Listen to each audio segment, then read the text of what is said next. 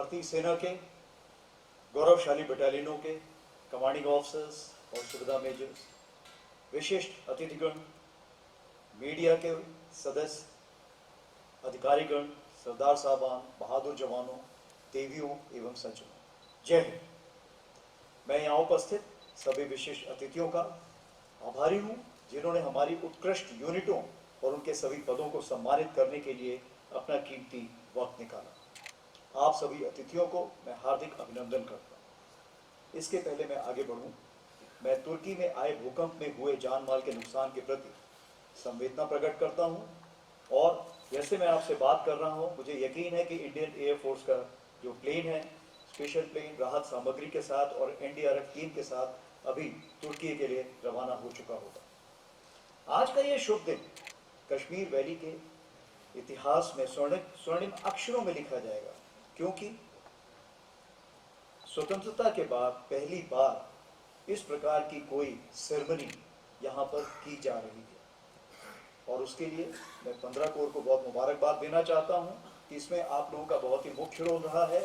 जैसे आप लोगों ने जो कार्रवाई की है, हमें इसको चुनना पड़ा इस रैली के लिए या इस शैली के लिए। नदन कमांड ने सीमाओं में यानी लाइन ऑफ कंट्रोल और लाइन ऑफ एक्चुअल कंट्रोल और भीतरी इलाकों में सफल अभियानों के जरिए लगातार अपनी क्षमता का उत्कृष्ट प्रदर्शन किया।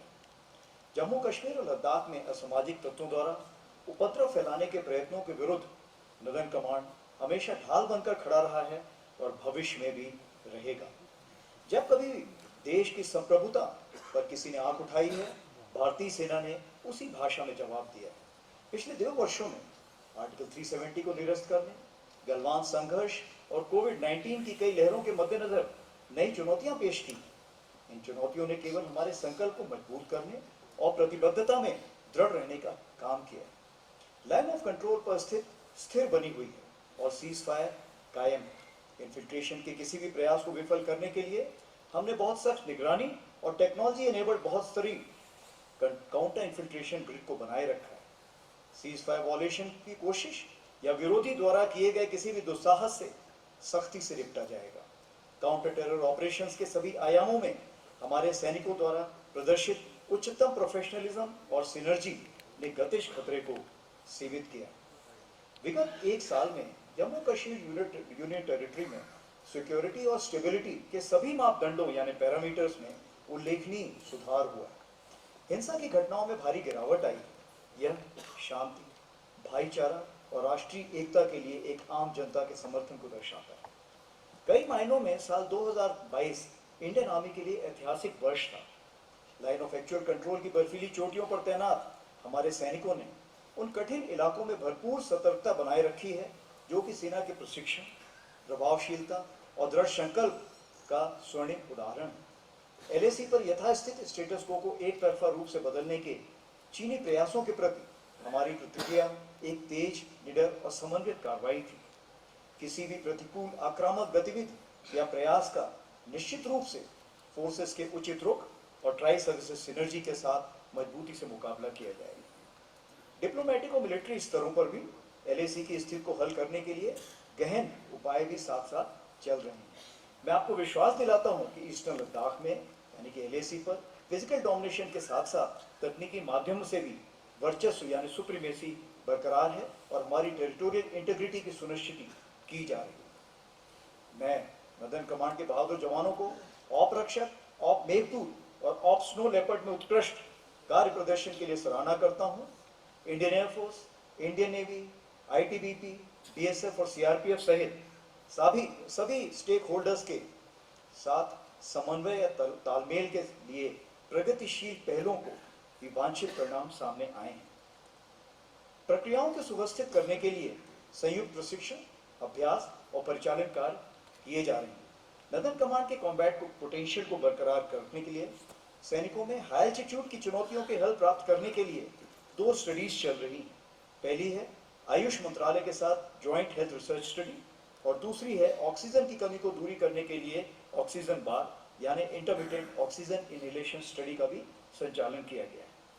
रशिया यूक्रेन वॉर से हमने डिसरप्टिव और डुअल यूज टेक्नोलॉजी जैसे कई सबक सामने आए हैं।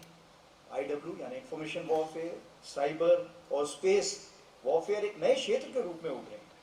काइनेटिक और नॉन काइनेटिक डोमेन्स में ग्रे जोन वॉरफेयर एक चुनौती है। हमें ऐसी रणनीतियों से अस्पष्टताओं के अनुकूल होना चाहिए। यह आवश्यक है कि हम इन रणनीतियों के सही रूप से अनुसरण करके अपनी युद्ध प्रणाली को उत्तम बनाएं। नदन कमांड में मॉडर्नाइजेशन थ्रू इंडिजनाइजेशन हमारा मूल मंत्र है और इस दिशा में चल रहे प्रयास जैसे टेक्नो कमांडर कॉन्फ्रेंस हो गया या नॉर्टेक सिंपोजियम हो गया, सभी चुनौतियों के लिए कुशल तरीके से सक्षम बनाने की दिशा में एक नया कदम है। नई यूनिट्स ऑफ फॉर्मेशंस की स्थापना तथा आधुनिक शस्त्रों और उपकरणों के इंडक्शन से हमारी युद्ध क्षमता में अद्भुत वृद्धि हुई है। मेड इन इंडिया की दिशा में हैंड होल्डिंग के जरिए कई हथियार और उपकरण नदन कमांड में इंडक्ट किए गए हैं।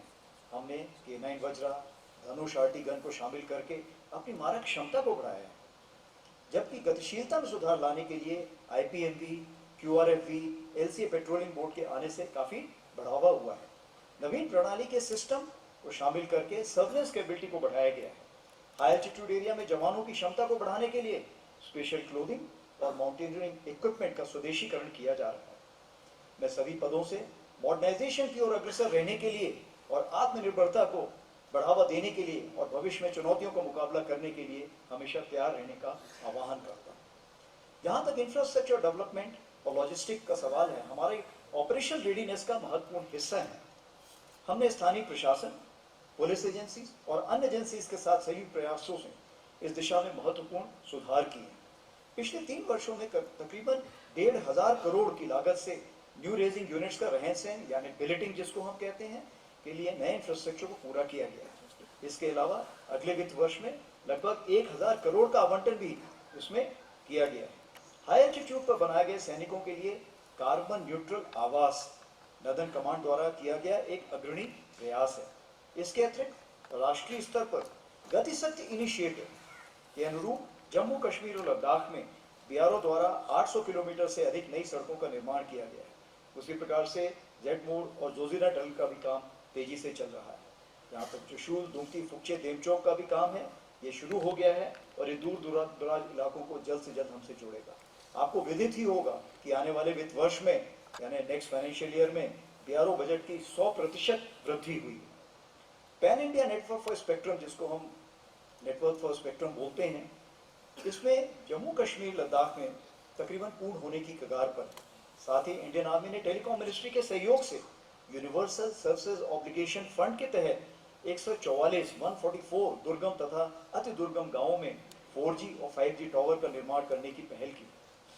हाईटेक यंत्रों के इंडक्शन से जो इक्विपमेंट हम बॉर्डर एरिया में ले जा रहे हैं, इससे वहां पे बॉर्डर एरिया में रोजगार के कई अवसर बढ़ रहे हैं। जम्मू कश्मीर और लद्दाख में सुरक्षा बलों की उपस्थिति अप्रत्यक्ष रूप से स्थानीय अर्थव्यवस्था के लिए महत्वपूर्ण वार्षिक योगदान सुनिश्चित करती है। हर वर्ष एग्रीकल्चर और डेयरी प्रोड्यूस की खरीदारी, ट्रांसपोर्ट कॉन्ट्रैक्ट्स, कंस्ट्रक्शन और पोर्ट ऑफ पोनीस की हायरिंग के माध्यम से स्थानीय युवा पीढ़ी के रोजगार का एक स्रोत बनता है। साथ ही सीमावर्ती क्षेत्रों में टूरिज्म को सुगम बनाने के लिए देश के इस खूबसूरत हिस्से में मौजूद अपार संभावनाओं को प्रोत्साहित करने के लिए हम जम्मू कश्मीर और लद्दाख सरकार के साथ मिलकर काम कर रहे हैं। आपको जानकर खुशी होगी कि हमारे चीफ ऑफ स्टाफ साहब जनरल मनोज पांडे ने लेह में एक अपनी किस्म का पहला आइस हॉकी रिंक सैंक्शन किया है, जो 12 महीने ऑपरेशन रहेगा और इससे हमें आइस हॉकी में काफी कामयाबी हासिल होगी। ऑप सद्भावना ने सेना और अवाम की दूरियों को कम करते हुए आपसी मेलजोल को बढ़ाया है और विभिन्न परियोजनाओं के तहत दूर दराज के स्थानों में मौलिक स्तर पर विकास की गतिविधियों में सहायता करते हुए सिविल प्रशासन के साथ मिलकर विकास कार्यों को और भी अधिक सुलभ बनाया है। नदन कमांड वर्तमान में देश भर के यूनिवर्सिटीज, कॉलेजेस और स्कूल्स में जम्मू कश्मीर लद्दाख के 1800 छात्रों को स्पॉन्सर कर रहा है और मेडिकल तथा इंजीनियरिंग कॉलेजों में एस्पायरेंट्स का संरचित प्रशिक्षण प्रदान कर रहा है। Army goodwill school AGPS, public school, army goodwill school AGS में नदन कमांड में तकरीबन 26,000 से ज़्यादा छात्र नामांकित हो चुके हैं, जिसमें 10वीं कक्षा में 4,389 छात्र पास हुए हैं यानी 4389 और 12वीं कक्षा में 636 यानी 636 छात्र उत्तीर्ण हुए हैं।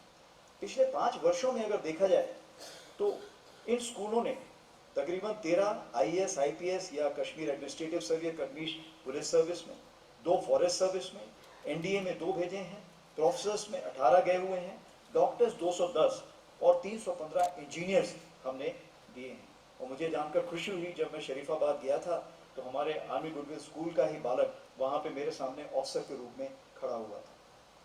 इसके अलावा राष्ट्रीय योजनाओं के अनुरूप कौशल विकास कार्यक्रमों के माध्यम से 31,000 यानी 31,000 युवाओं और महिलाओं को सशक्त बनाया जा रहा है और सद्भावना की विभिन्न पहलों के माध्यम से तकरीबन 500 करोड़ खर्च किए जा रहे हैं इन स्कीमों को अनुरूप देने के लिए। बाबा अमरनाथ और मच्छर माता यात्राओं को सफलतापूर्वक बहाली और संचालन के लिए इंडियन आर्मी द्वारा पुल यानी ब्रिज का निर्माण, टेंट सिटी में सहयोग, क्लाउड बस के दौरान नेचुरल लीडरशिप लेना और हजारों पीड़ितों को सहायता प्रदान करने और सुरक्षा स्थिति को बनाए रखने के फलस्वरूप 3 साल बाद हजारों लोगों को श्रद्धा अर्पित करने का अवसर मिला। मैं इस सब के लिए आपको, पुलिस को और जो भी उसमें ऑर्गेनाइजर थे सबको बहुत मुबारकबाद देना चाहता हूँ।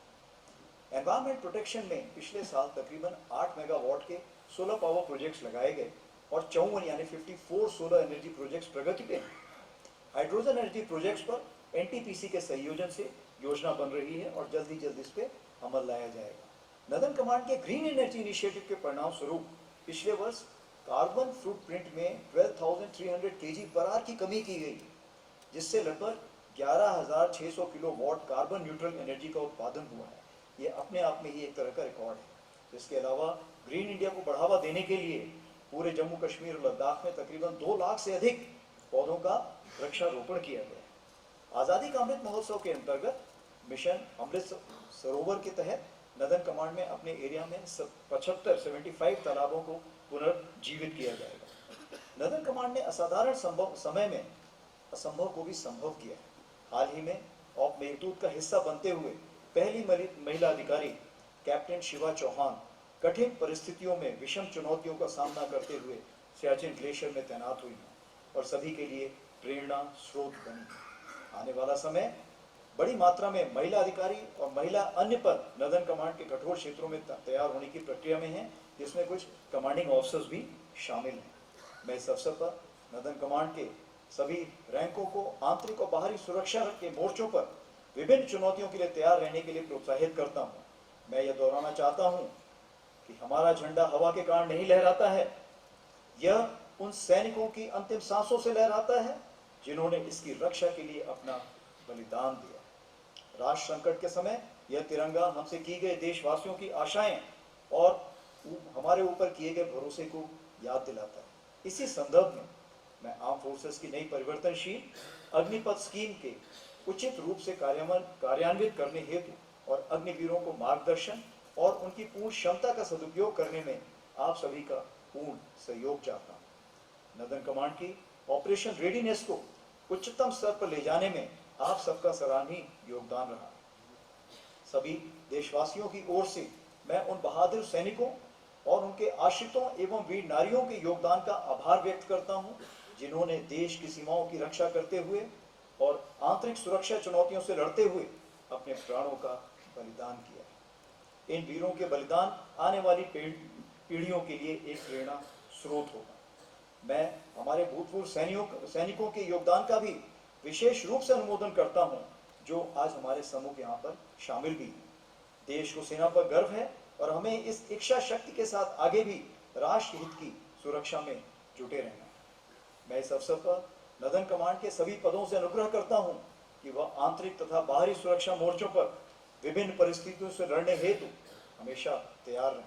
संपूर्ण उत्तरी क्षेत्र की रक्षा और सुरक्षा की जिम्मेदारी हम पर है और हमें अपने देशवासियों द्वारा रखी गई आशाओं और विश्वास पर खरा उतरना है। इस महत्वपूर्ण अवसर पर मैं जम्मू कश्मीर और लद्दाख क्षेत्र के सिविल एडमिनिस्ट्रेशन, पुलिस एडमिनिस्ट्रेशन, आवाम और मीडिया के सदस्यों का उनके समर्थन के लिए आभार व्यक्त करता हूं और यह कहना चाहता हूं कि सभी वर्गों के आपसी सहयोग और मेल मिलाप से ही इस क्षेत्र की समस्याएं दूर होगी और सकारात्मक बदलाव आएगा। अंत में मैं ईश्वर से, अल्लाह ताला से, वाहेगुरु से सबसे यही प्रार्थना करता हूं कि आने वाला समय जम्मू कश्मीर और लद्दाख के लिए सभी लोगों के लिए ढेर सारी खुशियां और शांति प्रदान करे।